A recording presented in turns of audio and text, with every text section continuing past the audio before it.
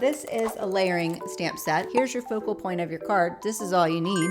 And you're gonna get it all done by stamping it with some ink. So the first layer, I'm just gonna stamp on some colors. Now when you're doing layering stamps, I would suggest you go from light to dark. Now I went in with spruce around the edges to add a little bit of shading. And then if you have a really harsh line, you can go back over with your lighter color and kind of blend it out, as I did here. So just adding 2 colors really gave some dimension to that. When I first stamped this, I didn't even notice the 2 other stamps. I was gonna leave it like that and move forward.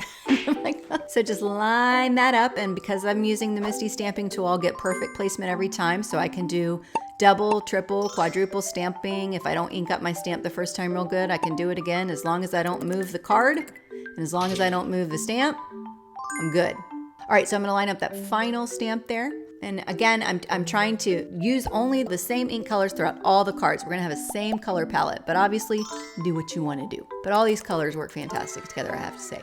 And then here I am doing the same thing, adding a little dimension with a little darker color. And then there you go, there's your card.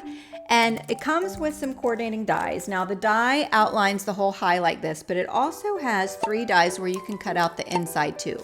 So you can cut out the 2 images from the H and also the I, but I'm not doing that. I'm just doing high. I'm pretty happy with the 1 stamp with the outline. I'm good to go.